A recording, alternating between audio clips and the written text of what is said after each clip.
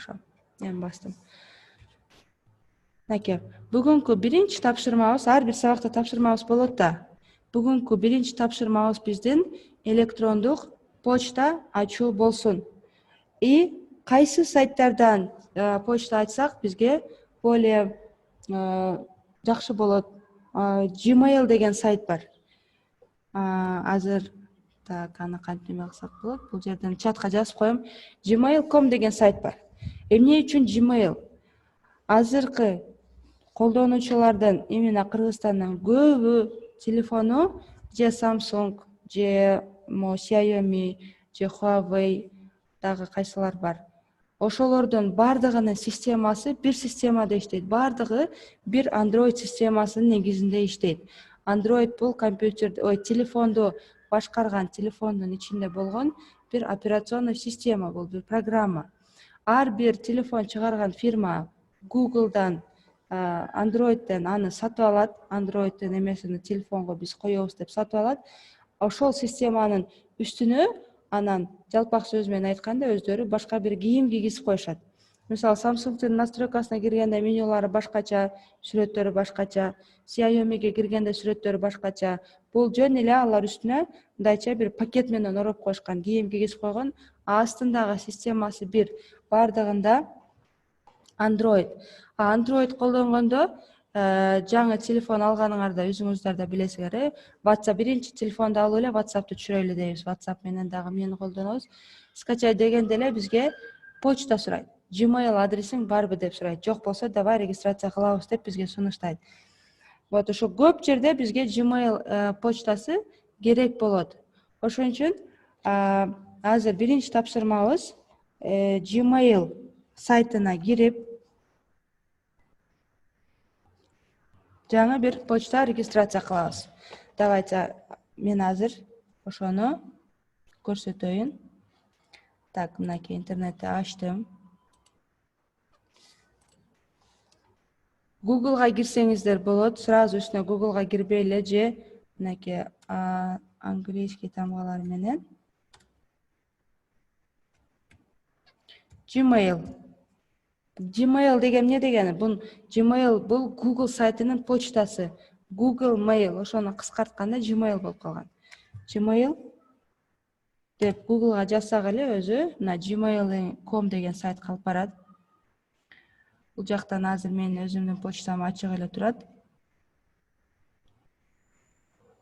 Чыгабыз мындан. Выйти из всех аккаунтов.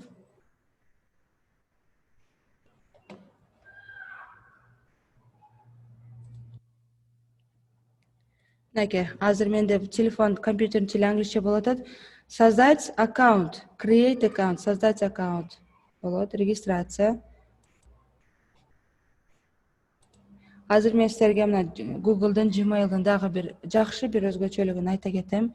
Так, бул жерде Gmail колдонгондо биринчи электрондук адрес ачканда биз биринчи өзүбүздүн колубуздагы өзүчөндө маалыматтарды киребиз. Атыбызды, фамилиябызды, мына Айгүл Тажибаева. Анан username. Бул жерге биз электронный почтабызга бир ат беребиз, какой-то бир название беребиз, аталышы болуш керек. Бизге анан кат жазганда дайым ушул жака жазат. Ошон үчүн биздин атыбыз менен, фамилиябыз менен байланыштуу бир нерсе болсо жакшыраак болот. Мисалы, менин азыр бир почтам бар, aygul.tajibаева же Айгүл анан Тажибаеванын кыскартылган дагы бир түрү бар. Ошол сыяктуу сөзсүз фамилияңар же атыңар адресиңердин ичинде болуш керек. Официальный аккаунттар кийин, мисалы, жумушка киргенде дагы имейл сурайт. Ошол жакта несерьезный болуп калат, башка имейл жазсак, ошого атыңар, фамилияңар болгон бир имейл ачып алышыңыздар керек. Мисалы, мынакей мен жазып көрөйүн. Айгүл, кара эле. Азыр клавиатурамды өзгөртөйлү. Айгүл. Тадж деп көрөйүн. Жаңы кошулгандарды кошуп коелу. Эми пароль. Парольду көбүнчө жана мен айтканы, мен просто ошо байкаганым, көп кишиден байкаганым ошол. Жаңы неме ачышат, имейл ачышат, парольду случайно какой-то бир тамгаларды, сандарды набор кылып коет. Анан болду, ошол пароль ошол жакта калат, кийинки киргенде уже көп унутуп калат. Жок.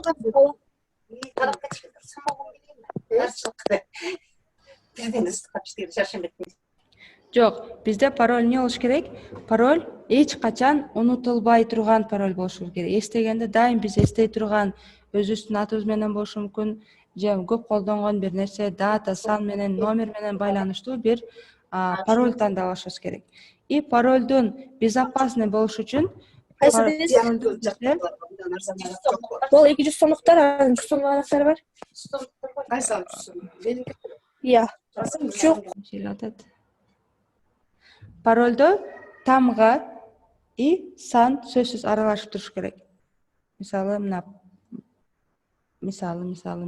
Кыргызстан 5 же атыңардын жанына кайсы бир неме жазып койсоңор, ошондо более безопасный болот. Мен азыр пароль жазсам, информатика дейм. Ушул пароль коюп коелу. Информатика 1-2. И кайра подтверждение пароля информатика 1-2. Next. Биз уже мына email жазганда компьютер уже сразу текшерет. Эгерде мен азыр жазгандай email башка ачылган эмес болсо, анда проблема жок, дальше кете берет. А эгерде андай занят болсо, бизге уже башка вариант айтып, давай ушинтип ачып көрбөйсүңбү деп бизге башка вариант айтат. И дальше телефон номер, дата рождения, вот ушул сыяктуу маалыматтарды кийин кирип коюп, окей десеңер уже email ачылат. Телефондон кайра эле Google Chrome'го же башка Яндекс болсо Яндекске кирип, жазып, аккаунт, email ачып, мага кийин эгерде бир кичинекей кат жазып койсоңуздар, сонун болот.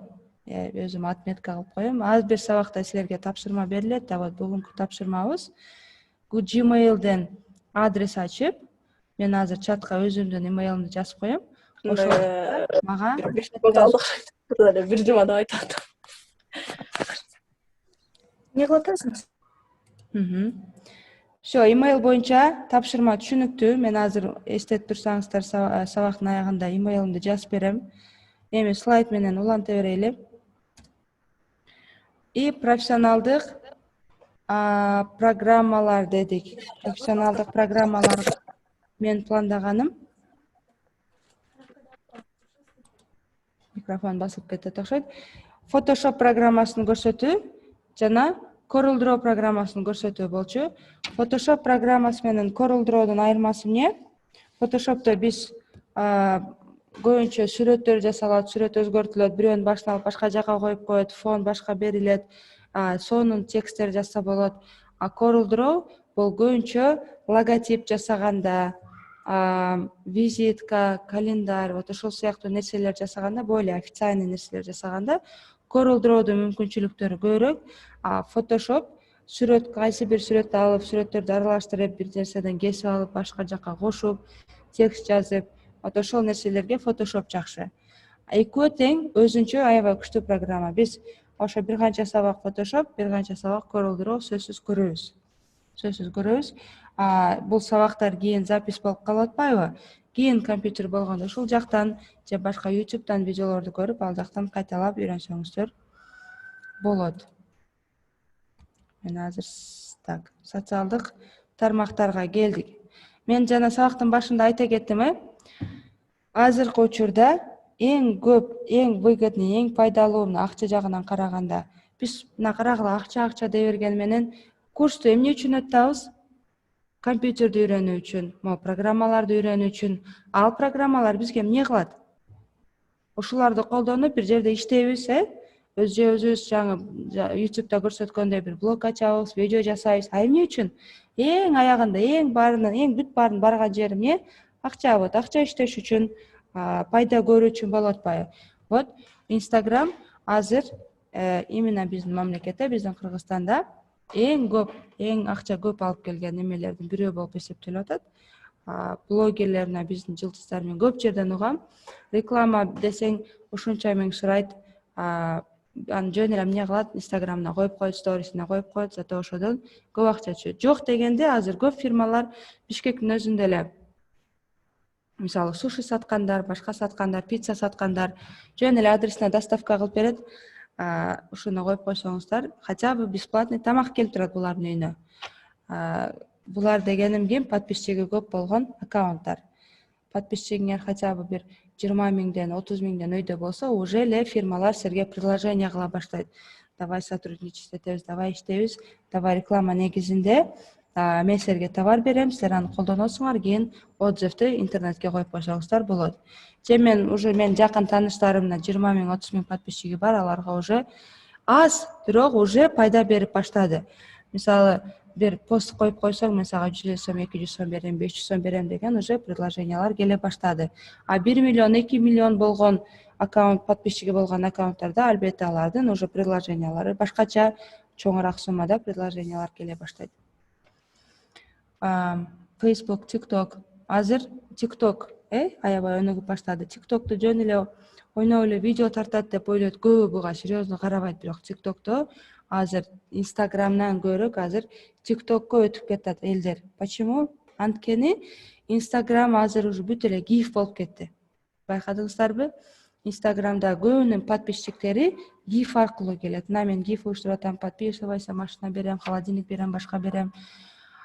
Уже как бы белки башкача сөз менен айтканда коррупцияга аралашып кетти. Ошентип салыштырганда ошондой болуп калды.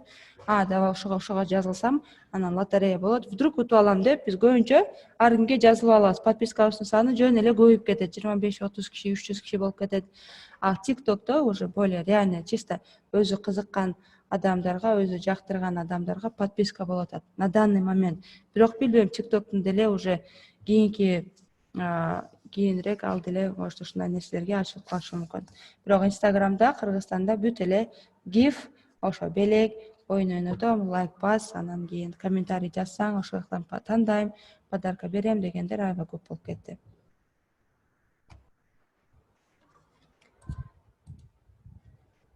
Так, эми бүгүнкү дагы азыр эми бир аз практикага кире кетели. Саат канча болду? 1 болуптур. Дагы 1 саатыбыз бар экен. Азыр мындай кылабыз. Биринчи тапшырманы азыр жасайлы. Биринчи тапшырманы жасап бүткөндөн кийин анан интернеттен 1-2 программа түшүргөндү көрөйлү. Телефонуңуздардан азыр кирип жатасыздар. Телефондон Zoom иштей берет. Силер телефондун менюсунан чыгып эле, ал звук кала берет, мен сүйлөгөндөрүм угула берет. Мына Google Chrome бүт баарыбызда болушубуз керек. Азыр сиздер жазган модельдердин баарында Google Chrome бар. Google Chrome'га киребиз. Жана мен айткан gmail.com дегенге кирип, ал жактан создать аккаунт, email ачып, пароль жазып, жаңы өзүбүзгө бир электронный адрес ачабыз. И ошол жактан давайте мага бир кат жазыңыздар менин адресиме. Болобу ушинтсек азыр. Практика болбосо зеригиштүү болуп кетет. Түшкү убакыт, күн ысык, уйкубуз келип кетет. Ошого бир аз өзүбүз практика кылабыз. Буга бир 10 мүнөт бөлөйлү азыр сабактан. 10 мүнөт жетиштүү деп ойлойм.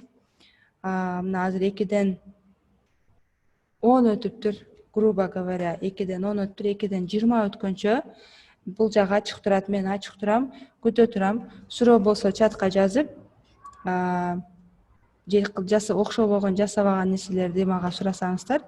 Азыркы тапшырмабыз мына 10 мүнөттө практика сөзсүз аралаштырышыбыз керек. Gmail ачып, мынакей Google, бул жерден эле же gmail.com айтсаңыздар эле сразу же астынан айтат создать аккаунт дейт. Регистрация кылып, и мага менин адресим мына ушул ачык турсун. Менин электрондук адресим ушул aygul@tdzh@gmail.com. Ушул менин адресим, ушул жерге кат жазабыз. Кат дегеним кат болбосун. Жанакы мен сураган суроо боюнча 1-2 сөз жазып койсоңуздар болот.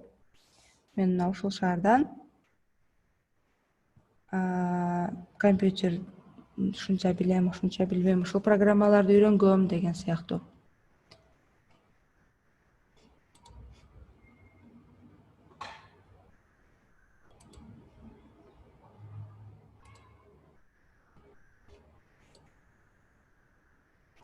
же эгерде анан мындай кылайлы. Мен өзүмдүн имейлима кирдим. Паролумду жаздым.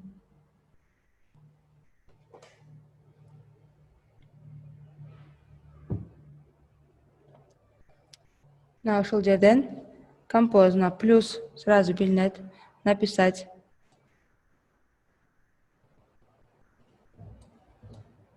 Мен эмнеге мынчалык немеден баштап атам? Просто ошо жана мисалы тилди английский сабак, орус тил сабак болсо, бир-эки суроо сурап көрөт, биякта окуучулар жооп берет. Анан уже сүйлөгөн сөзүнө карата, булардын деңгээли мындай экен, демек ушул темаларды үйрөтүш керек экен деген уже мугалим түшүнөт. Бирок азыр компьютерде мен азыр билбей жатам да, ким кандай, деңгээли кандай. Ошого ар кайсы суроолорду сурап, ошо азыркыдай эле мага чатка жооп жаза бериңиздер. Мен уже мындай оюмда ошого жараша план түзүп, демек уже дальше көбүрөөк неме кылыш керек экен, алып кетиш керек экен, же ушул темаларда бир аз көбүрөөк туруш керек экен деп, мен уже ошого жараша кийинки сабактарда план түзөм. Мына жаңы сообщение жазабыз дейбиз, Эми муну кимге жазалы? Мисалы ушул курстарды уюштурган эжелерибизден бирөөсү, мына Гүлжире эже Миңбаева, Гүлжире эже. Тема курс. Мисалы, ушул курстун планын мен эжеге жиберейин. Кыргызча тамгалар менен жазалы. Саламатсызбы?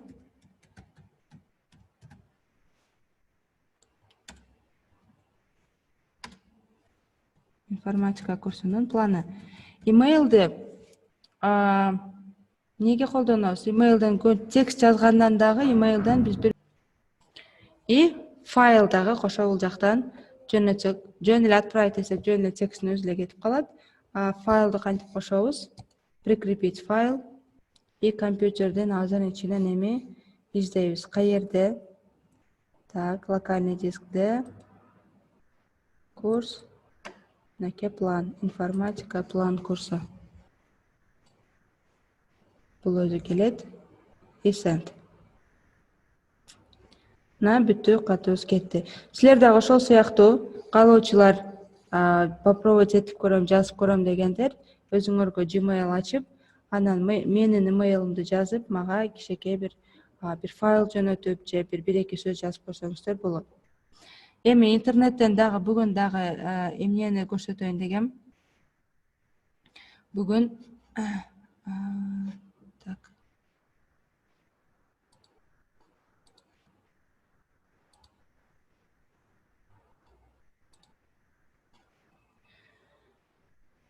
Бүгүн интернетте Google'да Drive деген нерсе бар. Ошону дагы көрсөтөйүн дегем. Google Drive деген эмне? Файлообменник интернетте, облако деген нерсе бар. Бул эмне? Флешка колдонобуз да, флешка бар, телефондун памяти бар, компьютер колдонсоңуздар, флешка бар. Флешкага бир флешкадан алып, мисалы какой-то бир файлды сүрөттү, анан жаныбызда көтөрүп жүрүп, башка бир жакка барып, сайып, ошол жактан копировать этип иштетебиз. Азыр болсо ошонун бизге интернеттин дагы берген бир мүмкүнчүлүгү, азыр көп киши азыр флешка көтөрбөйт жанында. Эмнеге? Анткени облако деген хранилище бар. Азыр мисалы сабакты деле запись деген жерин басып койдум, записать в облако. Бул эмне болот? Биздин сабагыбыз автоматтык түрдө уже интернетте бир жерде уже жазылып атат. Запись болуп атат, ошол жакта сабак бүтөр менен ал жакта калат. Бизге дагы облакага, мен эмне үчүн облаканы үйрөтөйүн дегем. Мен планым боюнча силерге мына Photoshop программасын берсем, облакадан силерге бөлүшсөм, силер ошол жактан түшүрүп, компьютерге установка кылып, анан кийинки сабактан уже Photoshop'ту өтө баштайлы дедим эле. Бирок азыр кайра эле компьютер проблемасы болуп атат. Бирок мен азыр ссылканы бере берейин.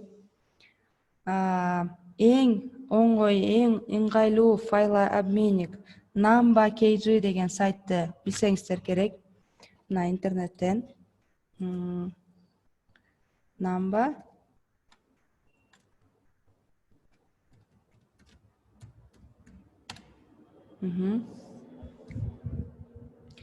Намбадан көбүнчө музыка түшүрөт, же кинолорду скачивать этет, же кино көрөт. А бирок Намбанын дагы көп колдонулган дагы бир жакшы жери бул файлообменник катары колдонулат. Бул эмне дегени? Бул жерге регистрация болуп, ичине киргенден кийин бул жака өзүбүзгө ар бир колдонуучуга какой-то бир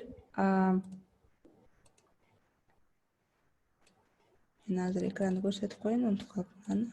Все, мынакей Намбаны ачтым. Намбага кирдик. Ар бир колдонуучуга определенный бир место берет. Ушунча гигабайт акың бар, ошону колдонсоң болот. Ошончо файл жүктөп турсаң болот. Эмне үчүн файл жиберебиз? Мен мисалы азыр колумда программа бар Photoshop. Сиздерге азыр ошонун ссылкасын жиберем бул жактан. Силер интернеттен кайра аны издеп, чукуп отурбай, сразу даяр болгон программаны түшүрүп эле компьютерге установка кылып аласыздар. Биринчи мына мен файлы деген жакка кирем. Намбага файл көчүрүш үчүн, файл киргизиш үчүн файлы.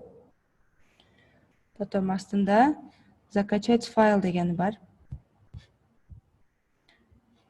Choose файл, интернет компьютердин ичинен компьютердин папкаларынан кирип керектүү файлды тандап, мисалы план и закачать дейбиз. Максимальный размер бул жерде 2 гигабайт. 2 гигабайттан ашыкча нерсе жүктөй албайбыз, жибере албайбыз. Закачать. Мына уже файлды жүктөгөндөн кийин сразу бизге ссылка берет. Азыр мен мына ушул ссылканы сиздерге жиберсем, ушуну басып эле азыр мен сиздерге жөнөткөн файлды түшүрүп алсаңыздар болот. Мен эми бул жерден азыр Photoshop программасын жүктөп койгом. Мынакей Adobe Photoshop CS3 деген версиясы. Азыр ссылкасыны группага азыр чатка көчүрүп туралы.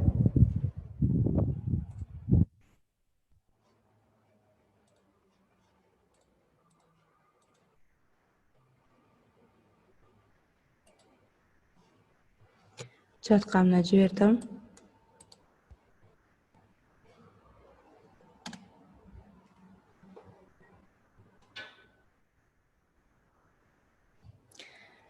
Телефондон кирсеңиздер азыр ушу ссылкага басып көргүлөчү, иштейт бекен. Бирок бул компьютерге жараша программа, просто ссылка иштедиби, иштебедиби көрөлү.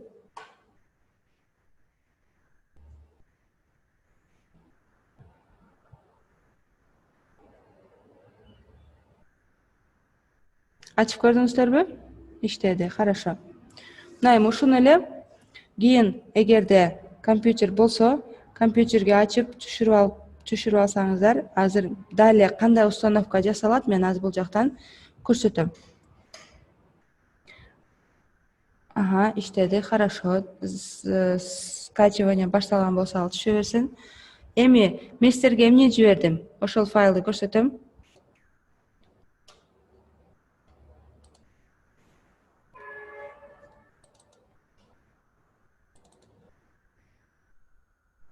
Биздин программабыздын, курсубуздун эмеси, негизги темасы Photoshop болгон үчүн Photoshop менен көрсөтө берейин, иштей берели. Телефондогу программаларга дагы тие кетебиз. Мына Adobe Photoshop. Мен сиздерге жиберген программа мына Adobe Photoshop CS3. Бул бирок азыр папка болуп барбайт. Бул эмне болуп барат? Архивный папка болуп барат, архивный файл болуп барат. Эмнеге? Анткени бир папканын ичинде ушунун эле папка түрүндө мына жерде ичинде дагы 1-2 папка бар. Папканы биз имейлден же почтадан же WhatsApp'тан папка аркылуу жөнөтө албайбыз эч убакта. Биз бир гана анын ичине кирип, ичиндеги файлдарды жөнөтөбүз. Качан бир папканын ичинде көп папка болуп, анын ичинде да көп файл болсо, ар бир файлды бирден жибербей, папканы эмне кылабыз? Архивге салып коебуз.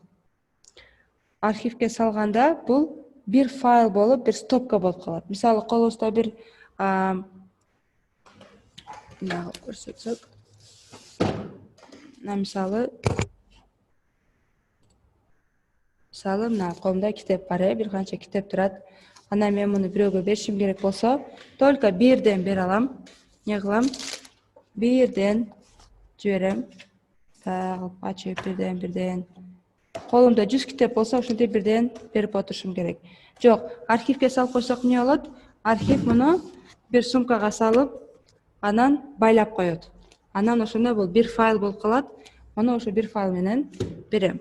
Архив ошондой эле нерсе.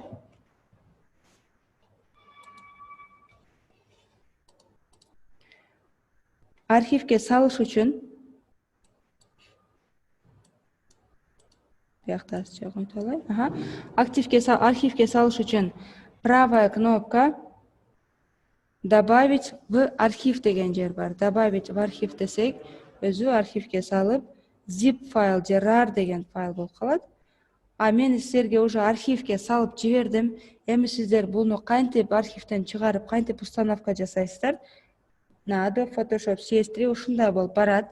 Эми правая кнопка извлечь деген нерсе бар. Извлечь. Кайсы жерге чыгарсын? Папка же кайра папка түрүндө компьютердин кайсы жерине барсын? Бул жерден көрсөтөбүз. Так, мен муну экранга барсын, рабочий столго барсын. Ошол жакты көрсөтөм. Мынакей рабочий стол. И окей. Мына эми бул архивден чыгара баштады. Файлдын размерине карата, кичине файл болсо бат эле бүтөт, 3-4 секундда бүтөт. Мисалы 5-6 сүрөт болсо же 1-2 ыр болсо, ал бат эле бүтөт. А чоң файлдар уже көбүрөөк убакыт алат. Архивге салышы дагы, чыгарылышы дагы.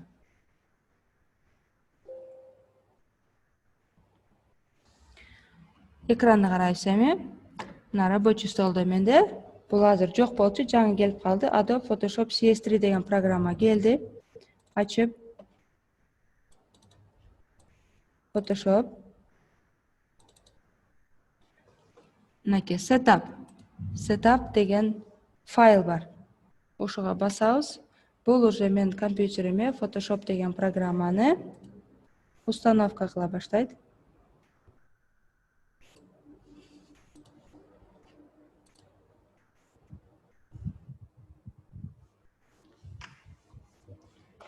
Кайра эле программанын кээ-бирки программалар болот 20 мегабайт, 30 мегабайт, кээ-бирки программалар болот 2 гигабайт, 3 гигабайт. Программанын оордугуна жараша, размерине жараша установка дагы ошончо мөөнөттө болот. Көбүрөөк размердеги файлдар узунураак убакыт алат. Следующий. Программаны установка кылып атканда көбүнчө бул жерде сиздерди эскертет, ушундай эрежелерибиз бар программанын өзгөчөлүктөрүн айтып берет. Далее деп басып, уже установканы баштап салсак болот.